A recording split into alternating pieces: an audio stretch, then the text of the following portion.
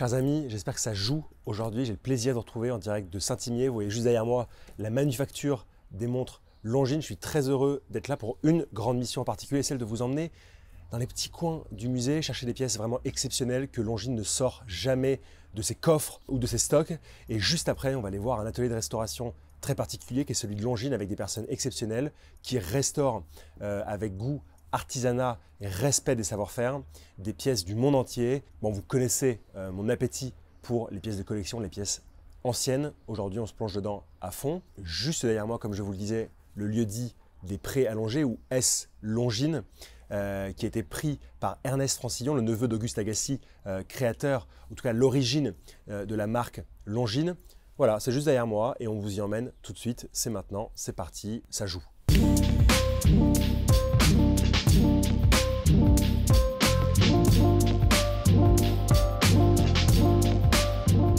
Chers amis, j'ai le plaisir de vous retrouver en direct du musée Longines et d'une salle très particulière puisque vous pouvez voir tout autour de moi une série de très grands livres avec des numéros de série, en tout cas des rangs de numéros de série qui permet, voilà, si vous envoyez votre montre à Longines, si vous envoyez des photos avec le numéro de série, de savoir exactement l'année de production et possiblement d'avoir d'autres informations sur ce qui composait la montre, à qui elle a été livrée, non pas un client particulier, mais en tout cas un distributeur potentiellement, etc. etc. Donc j'ai le plaisir d'être en direct de cette magnifique salle avec ces beaux livres rouges pour vous parler de points très importants dans l'histoire de Longines. Et d'ailleurs, on va commencer avec un peu d'histoire. Comme d'habitude, on ne se refait pas. L'histoire de Longines, avant même que le nom de Longines apparaisse, commence en 1832, moment où Auguste Agassi va s'associer à Henri Regel et Florian Morel pour créer un comptoir horloger qui s'appelle Regel, Jeune et compagnie. Alors c'est un comptoir d'établissage et vous savez l'établissage c'est l'ancienne façon de faire les choses qui va perdurer pendant plusieurs siècles en horlogerie avant de passer dans une ère d'industrialisation où en fait on va aller chercher les savoirs particuliers de chacun, ici pour le boîtier, ici pour le cadran, là-bas pour les aiguilles, je ne sais quoi. On va tout ramener au même endroit qu'on appelle le comptoir d'établissage, on va tout assembler et après il va y avoir évidemment le métier de vente, de commercial qui va se mettre en place et on va exporter, vendre dans le pays, etc. etc. Ça s'appelle l'établissage. Donc Regel, Jeune et compagnie, c'est un établissage. Pour diverses raisons, les associés d'Auguste Agassi vont s'en aller, vont disparaître et il y a un nom très très important, celui d'Ernest Francillon qui va apparaître, c'est le neveu d'Auguste Agassi et il va arriver pour travailler à ses côtés et c'est là véritablement que tout commence. Nous sommes en 1867. Et en fait, finalement, Ernest Francillon, il n'est pas venu tout seul. Ernest Francillon, il est venu avec un lieu, avec une géographie, le lieu dit des Prés allongés, S Longines, pour installer sa manufacture. Et donc, c'est à ce moment-là que Longines va s'installer là où nous sommes actuellement, à Saint-Imier, dans le lieu dit ancien des Prés allongés. Et à partir de 1867, deux choses sont à vraiment noter. La première, évidemment, c'est le dépôt du nom Longines.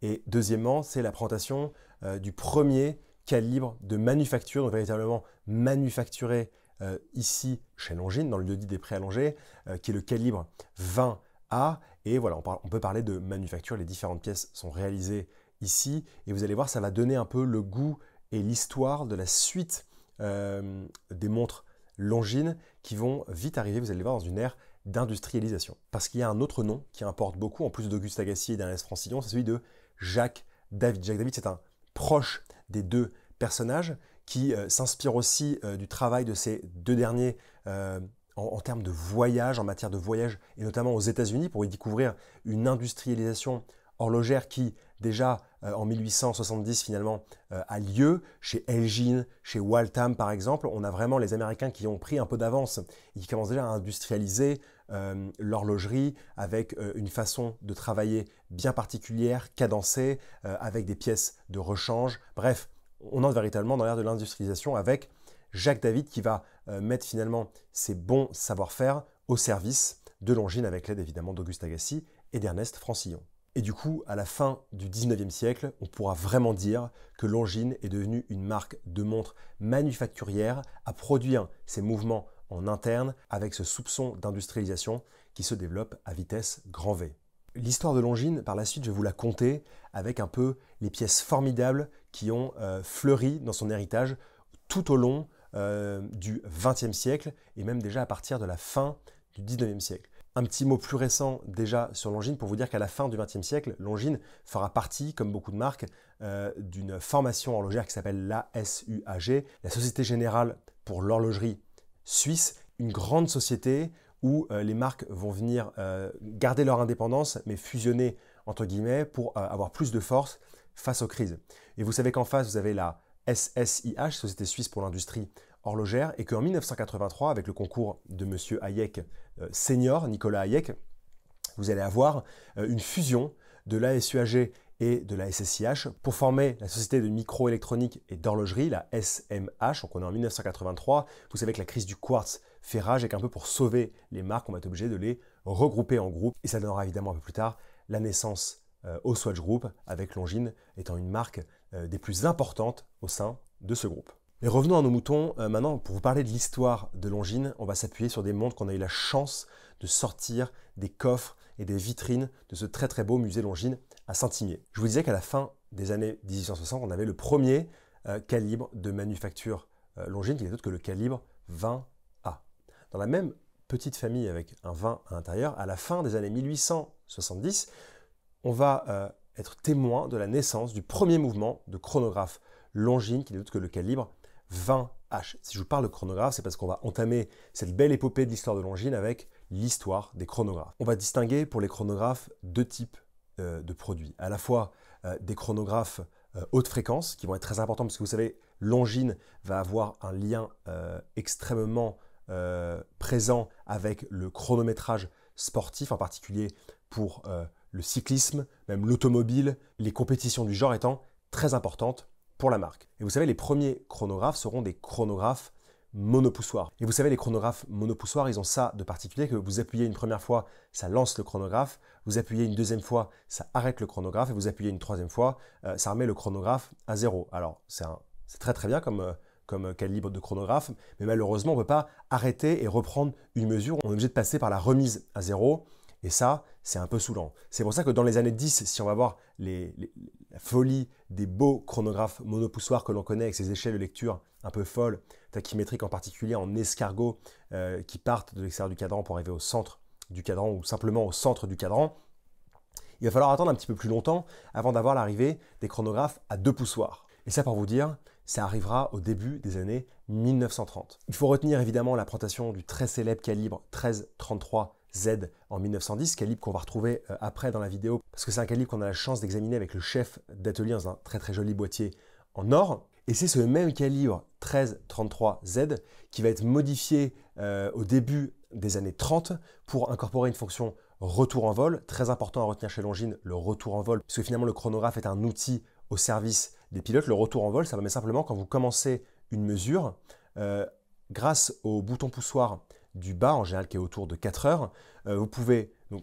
la mesure est lancée, vous appuyez sur le bouton poussoir du bas, l'aiguille du chronographe central revient à zéro et repart immédiatement pour une nouvelle mesure. Donc quand vous naviguez par cap, quand vous êtes pilote, c'est extrêmement pratique pour ne pas se tromper de cap tout simplement. Et la modification de ce calibre 1333Z donnera naissance au très célèbre calibre 13ZN en 1935-1936 entre la présentation, création et ensuite son développement de série, j'ai envie de vous dire, pour le plus grand public, le plus large public.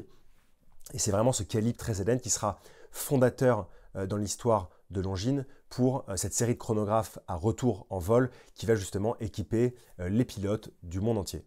Évidemment, le modèle du chronographe chez Longines, il va évoluer. Vous aviez des chronographes de petite taille dans les années 10, certes, mais dans les années 40, dans les années 50, dans les années 60, vous allez avoir des chronographes de plus grande taille parce qu'évidemment, n'oublions pas que c'était un outil pour les pilotes. Il fallait pouvoir le mettre par-dessus une manche et pouvoir toucher sa couronne oignon, sa grosse couronne, avec des gants quand on est évidemment en vol. Le chronographe, et ça c'est vraiment quelque chose que j'aime beaucoup dans les années 70, il va prendre des formes de boîtier, comme on dit très 70s, avec plus de formes un peu originales, avec ces lunettes qui sont bien travaillées en termes de finition, avec des jolies finitions soleillées. Vous allez avoir de la couleur au sein des cadrans pour les aiguilles de chronographe, notamment avec cette fameuse aiguille de chronographe jaune, et même des chronographes de poche que j'apprécie tout particulièrement à l'intérieur de leur petite pochette en cuir, avec, vous savez, au bout de l'aiguille du chronographe, au bout de l'aiguille des secondes du chronographe, une échelle carrément découpée avec les premières secondes, ce qui permet en un clin d'œil d'avoir beaucoup d'informations. Et pour faire ce pont entre le passé et le présent chez Longines aujourd'hui, vous avez par exemple la Spirit Flyback, qui est cette montre un peu costaud, qui reprend cette complication de chronographe à retour en vol et qui vient dans un boîtier beaucoup plus contemporain, avec évidemment un travail de cadran différent, un travail de boîtier différent. C'est une montre qu'on apprécie beaucoup. Quand on parle de chronographe aussi, évidemment, on ne peut pas continuer sans parler de haute fréquence. C'est très très important chez Longines. Au début des années 1910 déjà, on voit l'apparition de chronographes de poche qui permettent de mesurer des temps au centième de seconde. Je m'explique. Ça veut dire que quand vous démarrez le chronographe avec le bouton poussoir qui se situe sur la couronne qui est au pendant, et sur une de ces montres en particulier, vous avez l'aiguille centrale de chronographe qui va très vite, qui fait un tour en 3 secondes et qui permet comme ça, quand on l'arrête, de prendre une lecture du temps très précise au centième de seconde, justement. Et ça, c'est permis grâce à un calibre de haute fréquence. Donc vous voyez que l'haute fréquence, elle remonte vraiment au début du XXe siècle pour Longines. Et de manière plus civile, on va retrouver évidemment des chronographes qui mesurent au dixième de seconde, notamment avec le célèbre calibre 1973N et ses 36 000 alternances par heure. Je vais vous passer un petit peu toutes les évolutions du chronographe qui vont être naturelles, qui vont être surtout esthétiques, passer un moment, pour aller à la fin des années 50, puisque là on va voir la haute fréquence sous un tout nouvel angle qui n'est pas celui de chronométrer des événements sportifs, je vous rappelle qu'il est vraiment un pilier de chez Longines, mais qui va plus se rapprocher finalement, et tout simplement, de la précision de la montre. Donc en 1959, on voit la présentation, alors officielle, mais une présentation qui n'est pas pour une montre de série, mais plutôt pour des prototypes qui vont aller faire des concours d'observatoire, du très célèbre calibre 360. Ce calibre 360, on a eu la chance de voir la montre qui l'équipe, une montre rectangulaire de très belle taille, avec une petite seconde à 6 heures, une grosse couronne, et vraiment qui est une pièce pour moi légendaire dans l'histoire de chez Longines, qui est cette pièce avec ce mouvement 360, mouvement d'observatoire, un calibre qui bat à la fréquence de 36 000 alternances par heure et qui va notamment être réglé par un très grand nom de l'horlogerie qui s'appelle Franck Vaucher, qui est un régleur, celui qui va préparer de la plus belle façon possible et de la plus minutieuse façon possible les calibres pour qu'ils puissent partir en concours d'observatoire. Vous savez, vous aviez tout simplement le calibre qui était mis dans une petite boîte, il était remonté, il était réglé comme il fallait, ensuite on l'amenait à l'observatoire, à Neuchâtel par exemple, il était avec d'autres calibres et on mesurait la précision des calibres. Pour vous dire, Franck Vaucher est arrivé sur un de ses calibres 360 à avoir une précision, une déviation journalière de 0,03 secondes qui est vraiment exceptionnelle. Donc la haute fréquence chez Longines, c'est à la fois de mesurer les temps de la façon la plus précise possible avec des chronographes, mais c'est aussi le fait d'avoir une montre extrêmement précise. Évidemment, vous vous doutez bien que ça pose d'autres problèmes au niveau de la lubrification, tout ça, mais ça, c'est quelque chose qui est maîtrisé par Longines. Tout ça nous amène en 1966 au dépôt du nom Ultra Chron pour Ultra Chronomètre. C'est finalement la version civile de ce calibre 360, en tout cas de la montre équipée du calibre 360, qui est évidemment, on ne va pas avoir un régleur pour chaque mouvement qui va sortir d'usine, donc c'est une version civile pour les citoyens du monde, j'ai envie de vous dire. Donc Ultra Chronomètre, présenté au grand public en 1967 avec cette pièce très classique qu'on apprécie beaucoup avec son cross-air central. Vous savez, ce cross-air, c'est aussi fin qu'à cheveux, c'était pour signifier beaucoup de précision dans une montre, et en particulier dans une montre Longines ici. Et vous allez avoir donc toute une série de pièces Ultra Chron, aussi belles les unes que les autres, qui ont un cœur qui bat à 36 000 alternances par heure, sauf quelques petites exceptions évidemment. Et en tout cas, voilà, c'est l'épopée de la haute fréquence chez Longines qui se définit dans une montre du quotidien. Et puis finalement, ça tombe bien, on est en 1967, c'est le centenaire du nom Longines. Vous savez, Ernest Francillon, Auguste Agassiz, 1867. Et nous, finalement, la Ultra Chron, c'est 100 ans de haute fréquence, de chronométrage d'événements chez Longines, c'est très important. 1968 est une date dont il faut se souvenir également, puisqu'on voit l'apparition de la Ultra Chron Diver qu'on a eu la chance d'avoir ici au musée, qui est finalement l'incorporation du calibre ultra chronomètre au sein d'une montre Longines, mais avec un visage tout à fait montre de plongée, lisible, luminescent, avec une lunette tournante et évidemment une étanchéité à 200 mètres. Vous en doutez bien, c'est le cahier des charges de la montre de plongée. Et c'est cette montre-là sur laquelle va s'appuyer Longines en 2022 pour représenter à nouveau la célèbre Ultra Chron dans son boîtier du coup de 1968 de montre de plongée, vraiment qui était une pièce qui nous avait extrêmement plu, puisque c'était le retour aussi de la haute fréquence chez Longines, qui va continuer, je l'espère, encore longtemps. Chers amis, tout à l'heure je vous parlais de montres de pilote pour vous parler de chronographe à retour en vol. Et là je vous ai parlé un petit peu rapidement de montres de plongée, on va y revenir juste après. pour vous parler de lunettes tournantes. Pendant les années 20, il faudra retenir le nom de Philip Van Horn Wimms, qui est un pilote, mais aussi un ingénieur, et qui va permettre à Longines d'utiliser une de ces innovations qui est le fait de pouvoir se caler sur une onde radio, de pouvoir régler à la seconde près sa montre, et c'est ce qui va apparaître au sein des montres au centre, qui n'est autre qu'un disque rotatif appelé donc Longines Second Setting, qui va permettre de se caler sur un signal radio et d'avoir davantage de précision lors de manœuvres et de calculs. Nous sommes en 1927. D'ailleurs, on a eu l'immense plaisir, et même c'est une certaine émotion, d'avoir la montre de la célèbre aviatrice Amy Johnson, aviatrice britannique qui était née de mémoire en début du 20e, 1903, et qui est tristement partie dans l'estuaire de la Tamise, début des années 40, qui était vraiment une pionnière de l'aviation, et qui avait cette montre, en fait, pensée grâce au travail de Philip Van Horn Wimms. La montre de Amy Johnson était une Wimms particulière. Elle est réglée à temps sidéral, comme on le voit sur le cadran. Il s'agit donc d'un instrument de navigation professionnelle. Et avec ce bracelet déchiré, il y a vraiment quelque chose qui se passe, je vous avoue, quand on l'a entre les mains. Et cette montre, on a eu la chance de pouvoir la toucher, de pouvoir la filmer avec Valentin et de vous la présenter aujourd'hui. Autre innovation au début des années 1930, c'est le fait d'avoir la Longines à angle horaire, qui va à la fois utiliser le brillant esprit de Wimms pour le disque rotatif interne, mais conjugué à une lunette tournante externe. Et c'est là toute la puissance de Longines aussi, c'est de pouvoir se dire pionnière dans l'utilisation de la lunette tournante déjà au début des années 1930. Et honnêtement, quand vous avez cette montre entre les mains qu'on appelle la montre à angle horaire de chez Longines, il se passe quelque chose parce que vous avez à la fois ce disque interne au centre qui est rotatif, qui a une couleur un petit peu foncée, crème, avec un cadran en émail, comme Longines sait si bien les faire, et en même temps conjugué à une lunette tournante avec des inscriptions en bleu. Donc vous avez comme ça un mix de couleurs assez dingue, une montre très lisible et surtout une montre qui est une montre professionnelle de pilote, une montre outil comme on les aime. Vous notez, quand je parle de montre outil, on parle d'une montre avec un diamètre imposant qui servait à être mis par-dessus une combinaison et vraiment cette grosse lanière en cuir façon ceinture. Donc on est vraiment dans la montre de pilote. En vous parlant de pilote, comment ne pas continuer en parlant de montre à second fuseau horaire? Alors on va oublier les pilotes 4 secondes, puisque vous savez que évidemment les fuseaux horaires ne sont pas uniquement liés au travail des pilotes ou au fait qu'ils voyagent beaucoup et qu'ils ont besoin d'avoir une heure locale et une heure GMT. Mais déjà en fait à la fin du 19e siècle et au début du 20e siècle, on voyait sur des montres de poche un second fuseau horaire. On a vu une montre turque ou montre ottomane avec un double fuseau horaire qu'on utilise tout simplement en tirant la couronne. On règle directement la partie avec les aiguilles dorées qui permet d'indiquer un second fuseau horaire. Mais ça, c'est sur une montre de poche. Et la grande puissance de Longines aussi, c'est qu'au début des années 1920, on va avoir une pièce. Là, on a eu vraiment une chance immense en l'ayant, qui est une pièce de forme rectangulaire, proche du carré quand même, avec un boîtier en argent et avec une aiguille supplémentaire qui permet l'affichage d'un second fuseau horaire. C'est bien évidemment une aiguille des heures dont je vous parle, puisque l'aiguille des minutes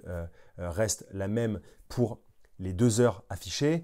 Et c'est cette montre-là qui va inspirer finalement la réédition qu'on a vue il y a quelques années, qui n'est autre que la GMT Zulu Time, puisque déjà à l'époque, sur cette Longines de 1920, on avait le drapeau Zulu, qui est vraiment cette référence au temps universel, Z comme 0, et du coup, dans l'alphabet Z, on dit Zulu, l'alphabet des pilotes, évidemment. Et vous voyez dans le cadran le pavillon Zulu à midi en couleur. Vraiment un bonheur d'avoir cette montre. Je ne pensais pas qu'en venant ici au patrimoine, on aurait ce privilège. Tout ça pour vous ajouter en plus au côté montre-outil, au côté chronographe, au côté lunettes internes, lunettes externes, donc outils des pilotes, le fait d'avoir un second fuseau horaire qui va donner lieu évidemment à beaucoup d'autres montres par la suite chez Longines. Si je vous ai parlé majoritairement des airs, parce que pour moi c'est là où c'est quand même illustré Longines de la plus belle des façons, on peut aussi évidemment parler de montres de plongée avec des modèles iconiques que j'ai eu l'occasion d'avoir entre les mains ici à Saint-Imier, notamment cette première référence de montre de plongée qu'on appelle Skin Diver avec cette lunette